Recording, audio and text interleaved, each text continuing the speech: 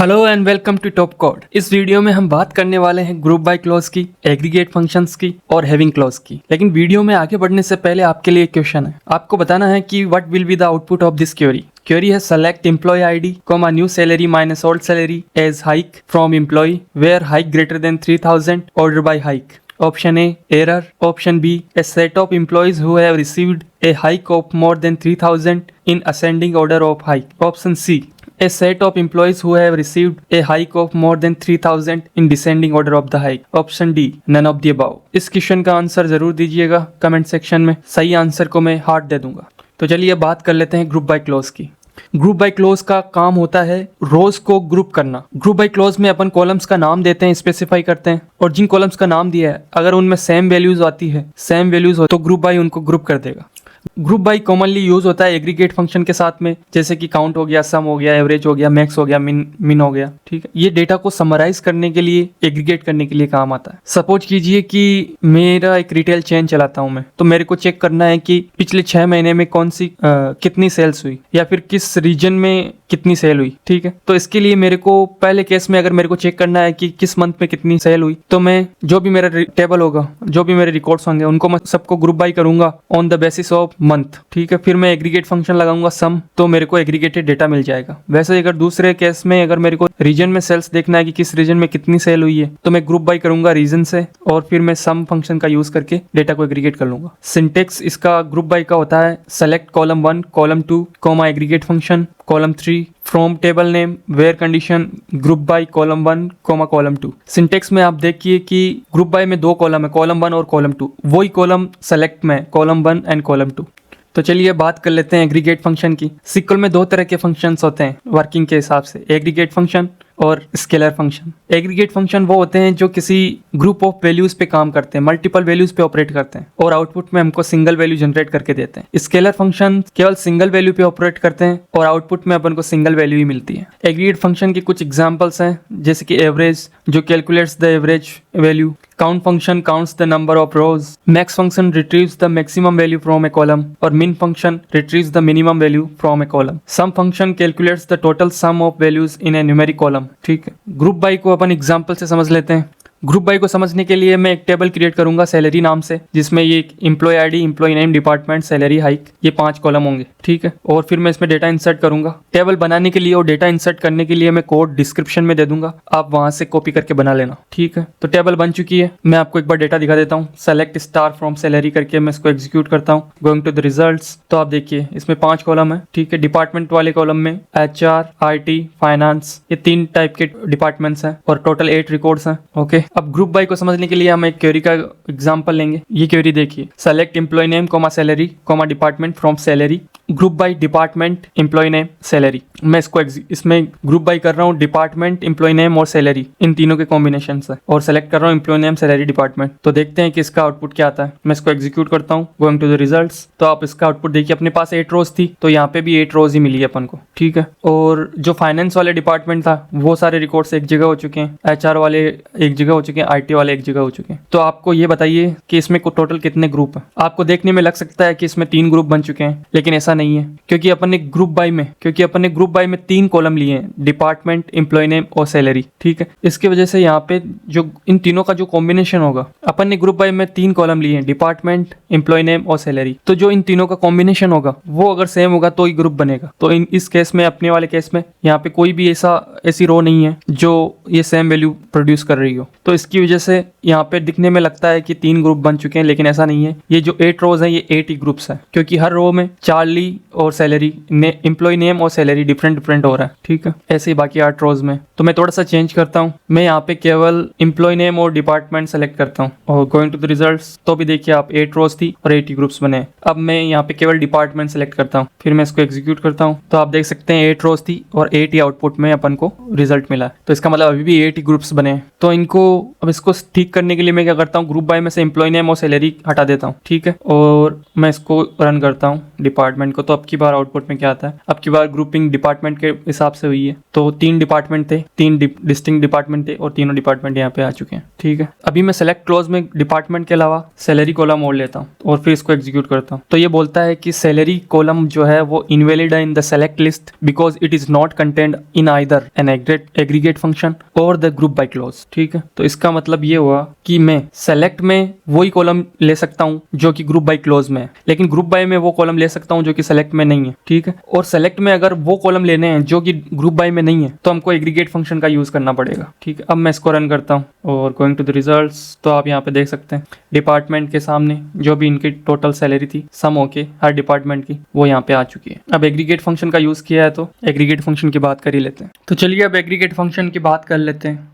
तो मेरे सामने एक क्वेरी लिखी हुई है, select department comma sum of salary as total salary from salary और ग्रुप बाय डिपार्टमेंट। ठीक है, तो मैं इसको एग्जीक्यूट करता हूँ, all tax going to the results. तो मेरे को हर डिपार्टमेंट की जो भी टोटल सैलरी है वो मिल चुकी है। अब इसमें कुछ नोट करने वाली बात ये है कि मैंने सेलेक्ट में एक डिपार्टमेंट कॉलम लिया है, ग्रुप बाय में भी डिपार्टमेंट लिया है, यहाँ तक तो ठीक है, लेकिन मैंने जो एग्रीगेट फंक्शन यूज़ किया सम, उसके अंदर मैंने सैलरी कॉलम लिया है और ग्रुप बाय में डिपार्टमेंट केवल डिपार्टमेंट है, सैलरी नहीं है। तो सेलेक्ट क्लोज में सेलेक्ट क्लोज यहाँ से लेके फ्रॉम तक होता है। ठीक है, तो सेलेक्ट क्लोज में कॉलम हो सकते हैं जो ग्रुप बाय में है, इसके अलावा अगर एग्रीगेट फंक्शन में कोई कॉलम यूज़ कर रहे हैं तो उसका ग्रुप बाय में होना ज़रूरी नहीं है। ठीक है, अब मैं यहाँ पे देता हूँ एम्प्लॉय नेम और मैं ग्रुप बाय में भी लेता हूँ एम्प्लॉय नेम। ठीक है, मैं इसको अब एग्जीक्यूट करता हूँ। इसको एग्जीक्यूट करने से पहले अपन एक चीज़ समझ लेते हैं कि अपन देख लेते हैं ग्रुप कितने बनेंगे टोटल। ठीक है, तो मैं इसको यहाँ से लेके यहाँ तक एग्जीक्यूट करता हूँ, गोइंग टू द रिजल्ट्स। तो टोटल 8 ग्रुप्स बने। ठीक है, चार्ली और फाइनेंस का कॉम्बिनेशन का एक ग्रुप, क्योंकि मैंने ग्रुपिंग की थी एम्प्लॉय नेम और डिपार्टमेंट कॉलम पे। ठीक है, तो ऐसे करके ये जो ग्रुप बने 8 ग्रुप्स बने, तो मैं इनका अगर सम भी लूँ तो भी उतना ही आएगा क्योंकि सिंगल रोज है, तो हर एम्प्लॉय की जितनी सैलरी है उतना ही उसका सम आएगा। फिर भी मैं इसको एग्जीक्यूट करके देख लेता हूँ। ठीक है, तो एलएस की सैलरी 50,000 थी और टोटल सैलरी भी 50,000 है। अब मैं यहाँ पे एवरेज लेता हूँ, पे इसको एम्प्लॉय को हटा देता हूँ, एम्प्लॉय नेम को, और मैं यहाँ से भी हटा देता हूँ। मैं इसको एग्जीक्यूट करता हूँ, गोइंग टू द रिजल्ट्स। तो इसमें डिपार्टमेंट की जो भी एवरेज सैलरी थी वो यहाँ पे आ चुकी। ठीक है, मैं ऐसे ही सम करता हूँ सैलरी, इसको मैं देता हूँ टोटल सैलरी, काउंट करता हूँ एम्प्लॉय आईडी, ये तो काउंट करेगा कितने रोज हैं, तो मैं इसको दे देता हूँ टोटल एम्प्लॉयज़। ईच डिपार्टमेंट में कितने एम्प्लॉयज़ हैं उसका पता लग जाएगा। फिर मैं यहाँ पे लेता हूँ मिनिमम, जो कि मेरे को मिनिमम सैलरी बताएगी हर डिपार्टमेंट की।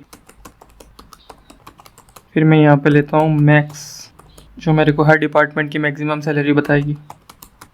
ठीक है, अब मैं इसको एग्जीक्यूट करता हूँ, गोइंग टू द रिजल्ट्स। तो अब ये देखिए कितना, तो यहाँ पे हर डिपार्टमेंट की average salary, total employees, minimum salary, maximum salary अपने पास आ गया है। इसको बोलते हैं एग्रीगेटेड डेटा, ये समराइज डेटा है। ठीक है, तो हर डिपार्टमेंट में जो एवरेज सैलरी है, वो फाइनेंस डिपार्टमेंट में जो एवरेज सैलरी है वो 54,000 है, टोटल सैलरी 1,08,000 है, टोटल एम्प्लॉयज़ 2 है, मिनिमम सैलरी 50,000 और मैक्सिमम सैलरी 55,000 है। ऐसे ही सबका आ चुका है। तो टोटल एम्प्लॉयज़ अपने पास टोटल 8 एम्प्लॉयज़ थे, तो 2 + 3 5, 5 + 3 8। ओके, टोटल कितनी रोज है, तो टोटल 8 रोज है। ठीक, अब एक कॉमन कंफ्यूजन रहती है यहाँ पे कि काउंट स्टार फ्रॉम सैलरी और काउंट 1 फ्रॉम सैलरी, इनमें क्या डिफरेंस है। इन दोनों को मैं एग्जीक्यूट करता हूँ, दोनों का आउटपुट देखता हूँ, गोइंग टू द रिजल्ट्स। तो दोनों का आउटपुट सेम आ रहा है, लेकिन इनमें डिफरेंस क्या है। क्या इसका मतलब 1 का मतलब क्या फर्स्ट कॉलम है या सेकंड कॉलम है। देखिए, काउंट 1 का मतलब होता है कि जो भी कॉलम है, फर्स्ट कॉलम ले लो, थर्ड कॉलम ले लो, अगर मैं यहाँ पे 8 भी कर दूं, यहाँ पे अपने पास 5 ही कॉलम थे सैलरी में, सैलरी टेबल में, तो मैं यहाँ पे 8 कर दूं तो 8 तो कॉलम है ही नहीं कोई सा, 8 नंबर वाला कॉलम, फिर भी ये मेरे को कितना देगा, 8 ही दिखा रहा है। ठीक है, तो ये कॉलम नंबर तो नहीं है, ये कॉलम को तो नहीं बता रहा। तो फिर ये क्या बता रहा है, ये बता रहा है कि जितने भी कॉलम्स हैं, कॉलम की जो वैल्यू है उनमें 8 रिप्लेस कर दो, जो भी लिखा हुआ है उसको 8 से रिप्लेस कर दो, भले ही नल लिखा हुआ हो या भले ही कोई सैलरी 50,000 हो, उसको 8 से रिप्लेस कर दो और फिर सारी रोज को काउंट कर लो। ठीक है, तो इसका मतलब होता है ये। तो मैं इसको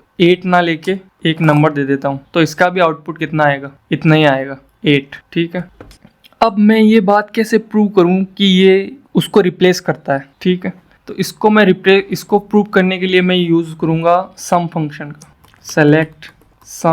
सेलेक्ट सम ऑफ, मैं यहाँ पे 3 कर देता हूँ, फ्रॉम सैलरी। ठीक है, तो इसका आउटपुट कितना आना चाहिए? इसका आउटपुट आना चाहिए कितना?